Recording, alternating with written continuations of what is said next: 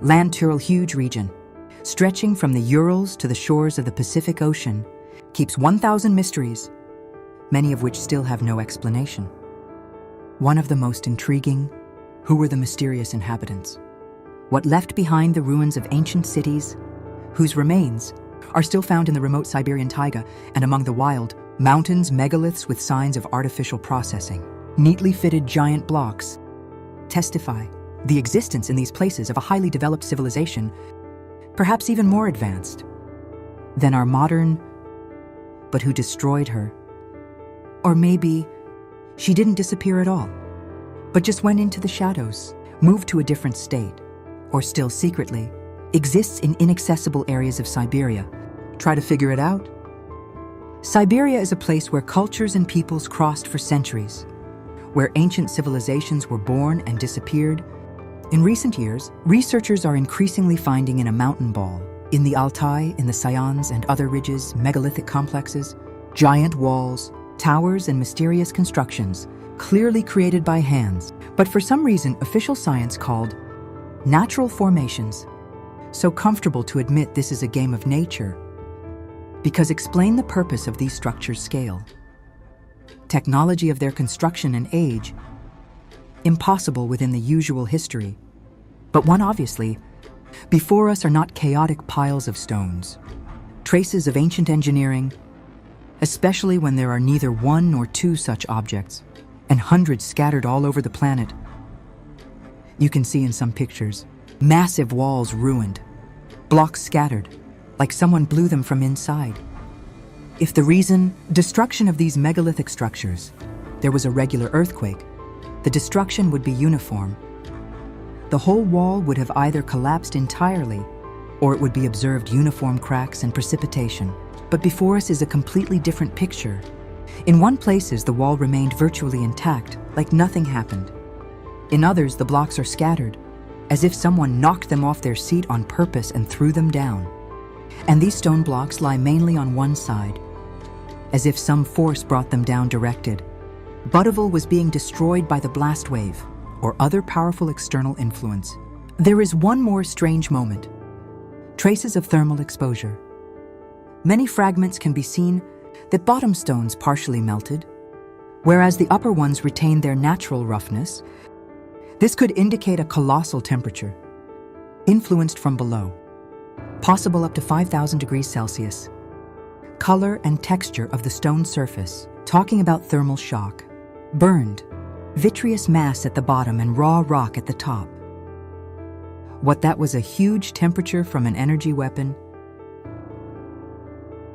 or the result of ancient weapons, the possibilities of which we are even difficult to imagine. Next to this megalithic wall discovered giant funnel. The rock is literally ripped out of the ground, as if someone scooped her up with a huge spoon. Such destruction could not have arisen on its own. Similar traces are found in other places of Siberia, in Caucasia on Altai, in mountain Sharia, especially surprising polygonal masonry, clearly handmade, accurate to a millimeter. Many megaliths as if hewn, they show smooth corners and polished surfaces. Something impossible in nature. But all these ancient structures are united by one: they carry the prints of disaster. Some of them are literally melted, others supposedly destroyed under artillery fire, or fired at with weapons, able to burn stone. It feels like as if in ancient times there was a destructive war. Technological cruel. Who was its participant? Open question. But what's most remarkable, official science prefers to be silent. You will not find information about these findings in textbooks or academic publications. Falsifiers of ancient Russian history managed properly work hard on chronicles, ancient books and documents. By order of the dynasty, the Romanovs were carried out a large-scale operation to seize all sources who somehow contradicted the new, profitable version of the story. Monasteries were cleaned especially carefully. Repositories of ancient manuscripts and legends. Hundreds, if not 1,000 ancient manuscripts were either destroyed or rewritten again with the necessary changes. So began the total purge of the memory of the people reformatting history for the sake of state ideology. And yet, despite such a thorough purge, shards of genuine knowledge oddly survived. They can be found even in publications who passed the royal censorship, just didn't pay attention to it before. One of these unique books is the Siberian Herald, authorship by Spaskov. This edition was published in 1818 in St. Petersburg. At that time, when control over the printed word was especially strict. However, in this book, you can find amazing evidence. Author, for example, writes that the inhabitants of the Great Perm and the Great Ustyug knew about the existence of the Trans-Ural Ridge. Then it was called the Ugra Mountains, of vast uncharted lands. These lands were inhabited by strong peoples, rich thanks to inexhaustible natural resources. Home peoples lived according to special climatic conditions and had their own traditions. Way of life is different from everything. What was known in the European part of Russia, of course, in the book all this is veiled. Supposedly we are talking about the Khanate, with whom Yermak fought in those days. Without such an explanatory insert, the book simply would not have received permission to publish. But the attentive reader understands there is a much deeper meaning behind these lines. This is direct evidence, the existence of developed states or civilizations, behind the Urals perhaps, even independent of the Golden Horde and lived by their own laws. Openly spread. Such information was impossible in the 19th century. Everything that went beyond the official history, declared fiction, heresy, or folktale. So even those scraps that reached us, served in streamlined form with reservations and distortions, megaliths discovered in Siberia. They are not only impressive in size, but also the complexity of the design. These structures consist of huge stone blocks, weight of which, according to experts, reaches from 1,700 to 2,000. The length and height of the wall amaze the imagination. Masonry thickness throughout remains stable. Approximately 5-meter wall stands on a clear base, which upon careful study excludes the version of natural origin. There's not a random rock rift in front of us, an artificially laid out design. If you look closely at the style of masonry, then he may seem familiar. Rectangular blocks, laid out in even rows, unwittingly evoke associations with the Great Pyramids of Egypt or ancient fortifications. In the Andes, however, upon closer examination becomes noticeable that block sizes are not always sustained, and geometry of walls deviates from perfect straightforwardness in some places. Sometimes the stones seem to fit manually, as in the polygonal masonry of ancient Peru, as if builders alternated styles, adapting to the terrain or material, and when and by whom these megaliths were erected remains a mystery. And possibly, we will never find the exact answer to this question. But the fact remains, someone with astounding perseverance, with incredible knowledge and technology, clearly not of classical origin, created this structure in the heart of Siberia. Second, what immediately catches your eye, blocks are laid strictly parallel to each other.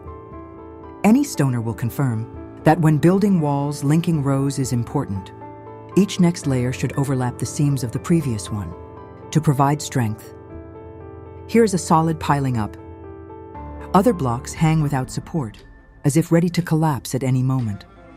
This violates the usual principles of architecture, as if builders were guided by other laws. But the main question, this is the purpose of this mysterious structure. It clearly doesn't look like either fortress. Neither the palace is too strange its shape, too limited area, which supposedly it protected why only on one side. From who or what? Maybe it's part of something bigger, grand megalithic complex, most of which went underground or destroyed by time and disasters. And should be said that looking for megaliths in Siberia is not easy, difficult but also dangerous.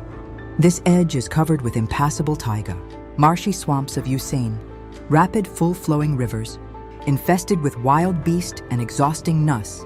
But despite all the difficulties, enthusiasts and researchers continue their work. Something beckons them again and again to return to these wild, forgotten lands who lived here before us. However, despite all attempts to hide or distort the truth, recent history of Siberia and the Far East gradually begins to open up to archaeologists and researchers. Today we have a lot of evidence. Existence of developed cultures who inhabited these lands long before the arrival of Russian settlers. For example, in North modern Western Tomsk, archaeologists have discovered traces of Kulai culture relating to the first millennium BC. These humans were not primitive nomads. On the contrary, they had signs of a developed society, built fortified settlements, moved along the rivers in boats, had steady trade relations, and were distinguished by high militancy. The Kulais were well armed. Archaeologists find swords, which even by modern standards, surprise with strength and sharpness. Their warriors wore bone armor. And many burials talk about high social organization. Tashtik culture flourished in Caucasia at the same time. Local tribes erected not only stone tombstones, but also real pyramid complexes. Researchers pay special attention to funerary masks, Moscow-like jewelry, covering the faces of the dead. Similar rites talk about a complex religious system and beliefs about the afterlife. Steppe territories along the river axis, in turn, belong to Sarmatian culture. These were people warlike and organized. Exactly, Sarmatians, according to a number of researchers, established a tradition of heavy cavalry in this region. Huge earth pyramids, mounds and mounds, discovered in southwestern Siberia, connect with them. These structures still excite the minds of archaeologists. Their sizes and the accuracy of planning is not inferior to many known mythological complexes of the world. And of course, it is impossible not to mention the theory nominated by independent researchers, among them the writer and traveler Georgy Sidorov. He claims that legends about blonde-haired and light-eyed people. It's not just a myth. We are talking about Vedic Rus High. Strong and spiritually developed people once inhabited the entire Russian north. Urals and Siberia, these ancient Aries, according to legends, had high knowledge, built cities, temples, and kept Vedic traditions until their civilization was destroyed by natural disasters or external enemies.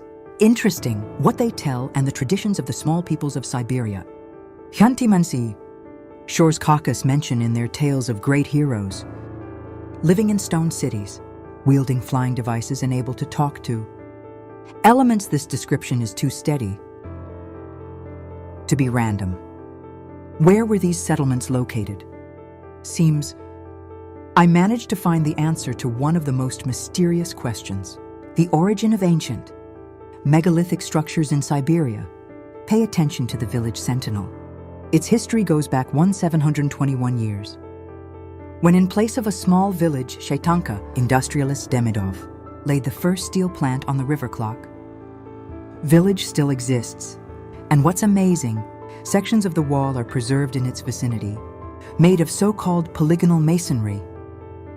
These are those most powerful stone structures, which are considered almost super ancient, as if left over from unknown civilizations. According to the official version, this masonry was erected by the Demidovs themselves in order to strengthen the shore and create berth for Baroque, on which the metal was loaded. Wall length amazes. Over 100-meter block sizes are impressive. The length of each is about 2 meters. Height 65 centimeter, width over meter. The higher the row, the smaller the size of the stones, which indicates competent engineering thought. Total wall has more than 6,000 blocks. However, a logical question arises: why does a similar design only exist here? Because Demidovs built many factories and berths throughout Siberia and the Urals, but nowhere else are similar structures recorded. Moreover, in the area, watch no natural deposits of rock.